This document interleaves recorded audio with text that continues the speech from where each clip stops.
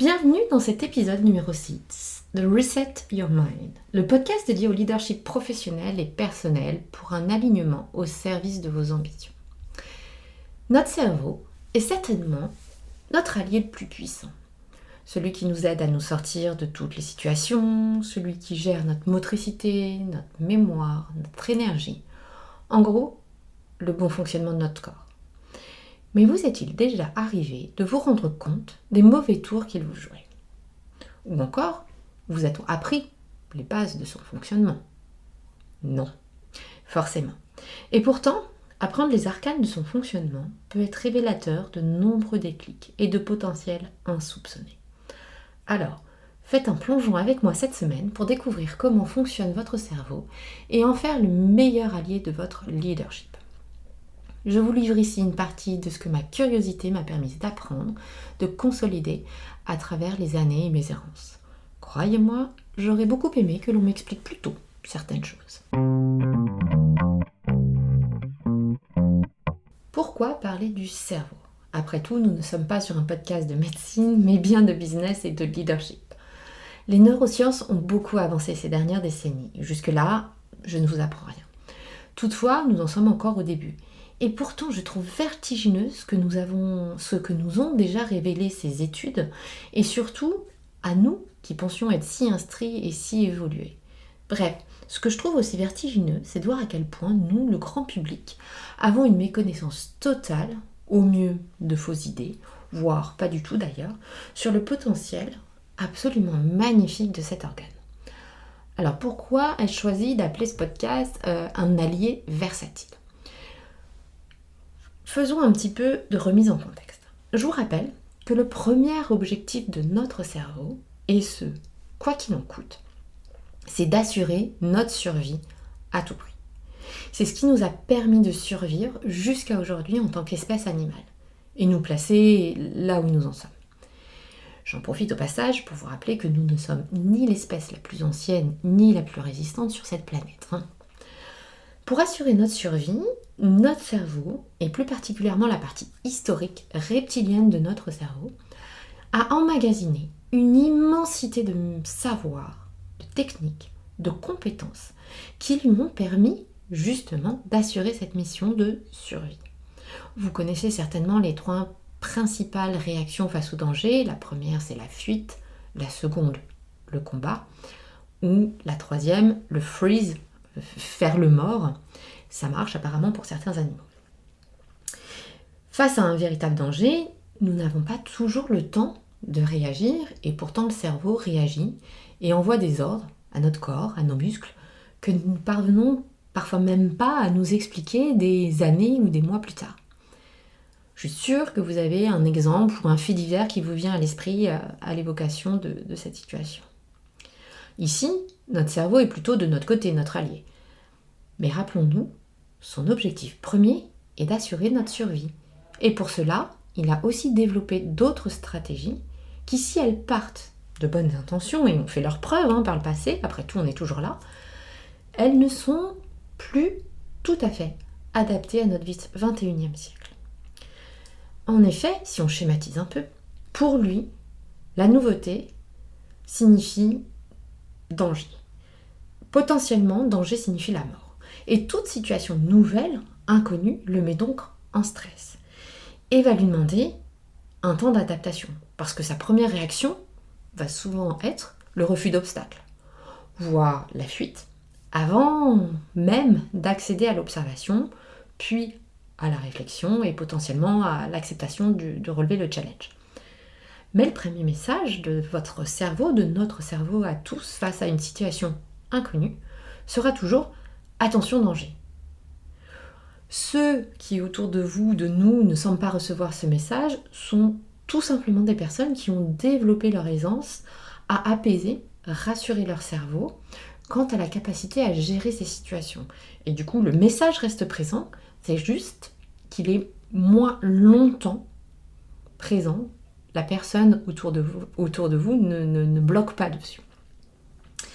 Un autre réflexe de notre cerveau est l'optimisation des ressources, de vos ressources, de votre énergie, de vos ressources corporelles. Son leitmotiv, c'est toujours économiser, stocker l'énergie nécessaire au cas où. Au cas où une famine, une attaque, une maladie. C'est pour cela que dans un fonctionnement nominal, il va stocker les aliments dans votre corps, mais aussi potentiellement faire des réserves à la maison. Vous découragez de sortir de votre canapé, de faire le kilomètre supplémentaire ou la série de sports supplémentaires que vous aimeriez bien faire. Encore une fois, sa prio à lui, c'est de pouvoir faire face à toutes les circonstances. Et pour cela, plus il a d'énergie, plus il est serein de se dire « j'ai des réserves ». Et ces comportements, nous les renforçons depuis la naissance, au travers de notre éducation, de la société dans laquelle nous évoluons. Donc, ces comportements qui créent des schémas neuronaux et qui ont déjà géré ces situations deviennent, plus on les emprunte, deviennent des autoroutes hyper bien balisées qu'il connaît par cœur et lui permettent d'anticiper l'étape d'après. Tellement c'est devenu pour lui une routine, il sait déjà comment aller du point A au point E en ayant anticipé toutes les étapes B, C, D, puisqu'il l'a déjà pratiqué à plusieurs reprises. Et ça, il adore. Parce que toute routine, tout chemin déjà balisé, déjà emprunté, est pour lui une économie d'énergie. Même si le résultat n'a pas toujours été celui que vous auriez aimé, et que dans l'absolu vous aimeriez peut-être le changer, peu importe. Il connaît ce chemin-là et il n'a aucune envie d'en changer. En tout cas, il ne le fera pas spontanément. Et c'est en ça qu'il est assez versatile. Qu'il peut être à la fois votre meilleur ami ou votre pire ennemi. Bref, autre exemple de comportement réflexe du cerveau, de notre cerveau reptilien, c'est le besoin d'assentiment du groupe. Le groupe est historiquement ce qui a protégé notre espèce. Comme toute espèce animale qui n'a ni crocs ni dents suffisamment acérées pour lui permettre de se débrouiller seule, c'est la force du groupe qui a permis d'assurer la survie de cette espèce. Et donc, sortir du groupe signifie danger. Et de nouveau, danger de mort. C'est pour cela que nous recherchons tant l'assentiment des autres du groupe. C'est pour cela que c'est parfois si compliqué pour certains d'entre nous de sortir du cadre, d'oser exprimer pleinement son opinion ou prendre la parole en public. Ou encore avoir du mal à dire non, quitte à s'épuiser ou fuir le conflit. Car dans chacune de ces situations, c'est sortir du groupe, de l'assentiment général et potentiellement s'exposer à un jugement, voire à un rejet du groupe. Or, même chose, le rejet du groupe, c'est la mort. Pour votre cerveau reptilien, c'est une association immédiate. Et ça le met en stress plus, bien évidemment. Si vous êtes sujette à ce genre de difficultés, c'est certainement de ce côté-là qu'il faut aller chercher. Le poids du regard des autres, l'assentiment du groupe. Même s'il y en a encore beaucoup d'autres, le dernier exemple que j'aimerais aborder est celui de son addiction à la dopamine. Ma vision des choses, c'est que l'addiction à la dopamine, c'est ce qui vous amène à adorer faire des to-do list que vous rayez consciencieusement, à enchaîner les petites tâches pour avoir la satisfaction immédiate de la production plutôt que de vous atteler au sujet de fond. Sujets de fond plus lourds, plus longs, qui vont vous demander plus d'efforts ou vont vous faire abandonner en route sur un projet long terme parce que justement la gratification immédiate, cette dose de dopamine, n'arrivera que plus tard. Je suis sûre et certaine que ça vous parle. Ce qui est vrai ici, pour vous, l'est aussi pour vos équipes, pour vos collaborateurs et collaboratrices, et même pour vos boss. Le comprendre, le processer, l'intégrer pleinement dans votre approche et dans votre leadership peut vous permettre de faire la différence, de reconnaître ces situations autour de vous pour adapter votre réaction, déjà vis-à-vis de vous-même, mais vis-à-vis des autres. Travailler à mettre en place de nouvelles routes neuronales, encore une fois pour vous tout d'abord, mais aussi pour semer autour de vous ces embryons de nouvelles approches. Sinon, pourquoi parler de neurosciences et du cerveau dans un podcast sur le leadership ?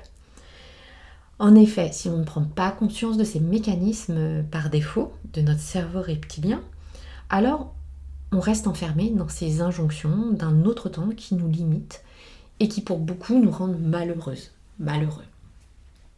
Je vous pose une question très simple. Êtes-vous en danger de survie? Là, maintenant, tout de suite. Êtes-vous en danger physique? A priori, si vous écoutez ce podcast, la réponse est non. Vous voyez ce que je veux dire? Et pourtant, ces mécanismes s'activent toujours. Après tout, ils ont prouvé leur efficacité puisqu'ils ont mené à la survie de l'espèce. Et ça, notre cerveau reptilien l'a bien compris et enregistré depuis des millénaires. Donc les autoroutes, il les a vraiment ancrées, elles se sont transmises de génération en génération, elles se sont renforcées. Ces autoroutes, ces schémas neuronaux, ces routines dans notre espèce, sont devenues vraiment des routines sur lesquelles le cerveau ne dépense plus d'énergie, elles sont là, elles sont ancrées. Alors, encore une fois, pourquoi vous est-il si difficile de prendre la parole en public? Posez-vous la question, vraiment. Pourquoi vous mettez-vous en colère? Vous énervez-vous lorsqu'on vous fait un commentaire sur votre travail, votre livrable, en vous rappelant d'envoyer un compte-rendu, en vous demandant, en vous faisant un commentaire sur votre livrable qui n'a pas franchement grande valeur ajoutée, mais bon, voilà. D'où est-ce que cela vient à votre avis? Certainement, ou peut-être, d'être jugé insuffisant par le groupe et donc d'être rejeté. Une fois que l'on a pris conscience de ces biais cognitifs, la bonne nouvelle, c'est que notre cerveau est plastique et que de la même manière que nous avons notre cerveau reptilien historique et qui a emmagasiné tout savoir, nous avons notre cortex préfrontal qui lui va un peu contrebalancer ces comportements. Donc le cerveau est plastique, malléable, et il est tout à fait capable, nous sommes tout à fait capables de changer de comportement, de réflexe, voire d'innover et d'en inventer qui n'existent pas forcément encore aujourd'hui. Si, même après 60 ou 70 ans, c'est encore possible. Tout le monde peut changer. Encore une fois, il suffit de le décider et de se mettre en action.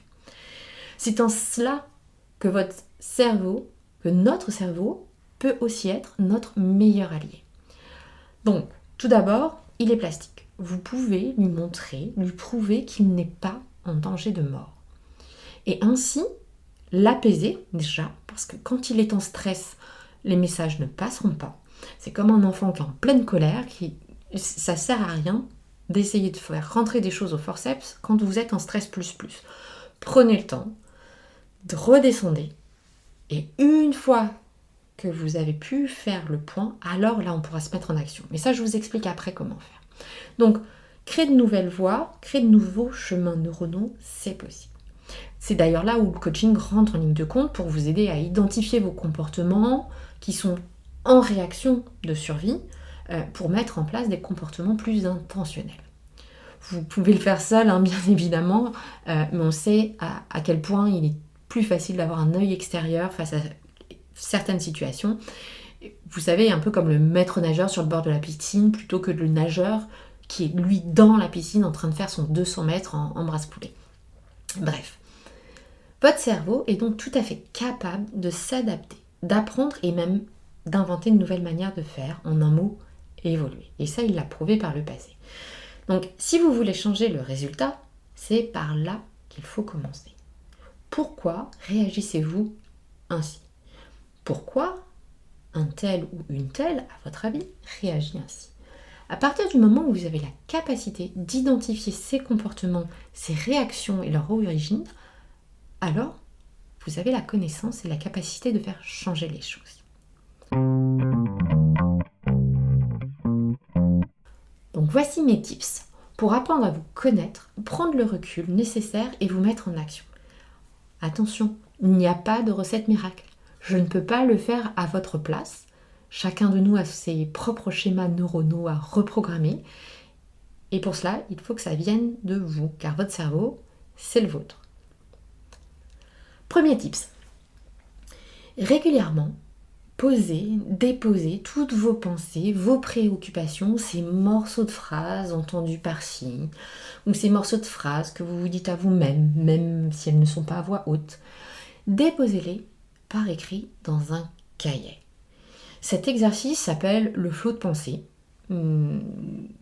mais moi je lui préfère le mot anglais thought download, qui a vraiment cette notion de téléchargement, de déchargement, je trouve. Et c'est vraiment ce qui va se faire si vous prenez le temps régulièrement de faire cet exercice. Et plus vous êtes en stress, et plus vous avez cette sensation de perdre pied, et vraiment plus je vous invite dans ces cas-là à faire pause et à faire cet exercice. Identifiez dans tout ce que vous écrirez ce que votre cerveau vous envoie comme information, de ce qui est du ressort, du réflexe, pour assurer votre survie ou économiser votre énergie. Séparez ces réflexes de ce qui est intentionnel et émane uniquement de vous. Pour rappel, nous avons plus de 60 000 pensées par jour qui nous traversent. 60 000 pensées, conscientes ou inconscientes. Et d'ailleurs, la plus grosse partie est inconsciente. Je vous laisse imaginer la bande passante là-haut dont nous avons besoin pour processer tout ceci sans même nous en rendre compte. Donc faire cet exercice pour faire pause par moment, c'est la meilleure solution pour accélérer ensuite. Deuxième tips, décidez de ce que vous voulez croire ou non. Toutes les pensées émises par votre cerveau ne sont pas forcément vraies. Oui, et faites-lui savoir. Vous éliminerez ainsi beaucoup de bruit inutile. Vous savez, les fameux « et si j'avais su ». Je devrais, j'aurais dû. C'est vraiment extrêmement important d'avoir ce dialogue intérieur avec vous-même et de dire « Hey, là, on se calme, t'as beau avoir peur de ce scénario du pire, je ne vais pas mourir si je ne rends pas ce dossier à ce client en temps et en heure. Ok ? Je ne vais pas mourir si je n'envoie pas le compte-rendu avant demain soir. » Je prends des exemples volontairement tirés par les cheveux, mais je veux que vous compreniez. Troisième tips, acceptez les moments d'inconfort, en référence au manque de dopamine immédiat. Cela ne vous tuera pas, et en y résistant, en faisant comprendre à votre cerveau que vous en êtes capable, vous le rassurez. Et à chaque nouvelle étape, à chaque fois que vous aurez besoin de travailler sur un dossier plus long, qui va vous demander plus d'efforts et moins de micro-tâches, plus vous le ferez, plus vous l'entraînerez et plus chaque nouvelle étape sera plus facile que la précédente. Donc, vous voyez ça vraiment comme un entraînement où vous le réassurez et où petit à petit, vous vous rassurez vous-même et vous passez de cette dépendance à la dopamine. Quatrième tips, définissez votre vision, vos objectifs personnel et professionnel. Ça n'a pas besoin d'être je veux atteindre tel niveau de chiffre d'affaires cette année ou je veux faire devenir une meilleure personne. C'est pas ça les objectifs que je vous encourage à définir. Ce que je vous encourage à définir, c'est ici vraiment des choses assez concrètes, assez simples et peut-être basiques dans un premier temps, mais vous verrez que votre cerveau, ainsi qu'analysé, vous proposera bien plus facilement des solutions. Il va de lui-même faire le tri. Il vous aidera aussi à décider plus facilement quand différentes options se présenteront à vous et potentiellement dire non plus facilement. Dire non à tout ce qui n'est pas aligné avec ses objectifs. Mais il faut, si vous ne les définissez pas, si vous ne savez pas vous-même où est-ce que vous voulez aller, aussi bien professionnellement que personnellement, qu'est-ce qui est important pour vous? Ça peut être aller chercher mes enfants à l'école X fois par semaine ou par mois. Ça peut être améliorer mon niveau d'anglais cette année dans mon entreprise ou prendre la parole en anglais lors d'un talk. Vous voyez ce que je veux dire? Si vous ne définissez pas où vous voulez aller, votre cerveau ne vous aidera pas à y aller. Parce qu'il ne saura pas lui-même et il ne saura pas les définir. De plus, ne vous est-il jamais arrivé de trouver une solution sous la douche, en vous brossant les dents ou en discutant avec votre partenaire ou une amie ou un ami sur un problème que vous traîniez depuis des mois? En fait, c'est ça. Le cerveau a cette capacité-là, il a cette puissance-là de vraiment, une fois qu'il a sa target, son objectif, d'aller trouver de lui-même tout ce qu'il faut pour vous apporter des solutions, pour trouver des solutions. 5e exemple, entraînez votre cerveau comme vous entraîneriez pour une activité physique, quelle qu'elle soit, vers cette nouvelle exploration. En prenant le temps, pas à pas, de vous rendre compte que vous êtes capable de plus ou de mieux, mais que vous êtes capable, et surtout que vous n'êtes pas en danger de mort, vous allez calmer votre système nerveux, vous allez calmer votre cerveau, qui descendra en niveau de stress, et du coup sera plus apte à prendre du recul, qui sera plus apte à trouver des solutions, plus apte à être efficace, et non à boucler et à ruminer et potentiellement à papillonner et vous faire perdre du temps, de l'énergie et de l'efficacité. Mon dernier tips, c'est créer de nouvelles routines. Créer de nouvelles routines pour libérer de la bande passante à votre cerveau, justement. Est-ce que vous réfléchissez à ce que vous devez faire en marchant, pour marcher? Est-ce que vous réfléchissez à quelle action vous devez mettre en place pour vous brosser les dents en vous brossant les dents le matin? Ou êtes-vous capable de vous brosser les dents tout en réfléchissant à autre chose? Oui. Et pour installer de nouvelles routines, mon conseil supplémentaire, c'est d'y ajouter du fun. Plus il y a de fun, et plus votre cerveau aimera aller vers ces nouvelles routines. Mais vraiment, voyez les routines comme se dégager de la bande passante. Je crois que vous avez compris maintenant pourquoi j'ai tenu à vous parler du cerveau et de son fonctionnement. Il peut être le meilleur allié de votre leadership ou pas. Il peut vous aider à oser être vous-même, sortir un peu du lot, des sentiers battus, et c'est ce que l'on vous demande en tant que leader. Apprendre à se connaître et apprendre à connaître son cerveau pour déjouer ses mauvais tours et les mettre de votre côté. C'est aussi ne pas rester bloqué dans des croyances limitantes dont vous n'avez parfois même pas conscience. Apprendre à s'outiller pour dépasser ses freins sans s'épuiser, pour autant, est absolument primordial. Encore une fois, pour votre rôle de leader dans une compagnie, mais aussi en tant que leader de votre propre vie. Parce qu'en mettant ces actions en place, vous drivez, vous décidez et vous arrêtez de subir. Vous devenez actrice, acteur, et non victime, si je puis dire, en train de subir une situation, en train de subir un contexte, en train de subir votre vie. Alors bien évidemment, c'est exactement le genre de choses que nous abordons dans notre accompagnement dans le bootcamp Be You, Be Bold, qui combiné à du coaching décrypte ce genre de concepts fondamentaux et vous permet d'aller plus loin dans votre leadership, d'être plus aligné et à la barre. Et encore une fois, ne pas subir. Pour approfondir, il y a un excellent podcast de France Culture sur le sujet. Je vous mettrai le lien en commentaire. Je vous invite vraiment à aller écouter quelques épisodes. Il est passionnant. Pour ceux qui le souhaitent, je vous mettrai aussi en commentaire un guide pour vous accompagner dans ce travail de thought download, de flot de pensée, qui pourra vous aider à mettre le pied à l'étrier et faire ce premier pas vers une prise de recul.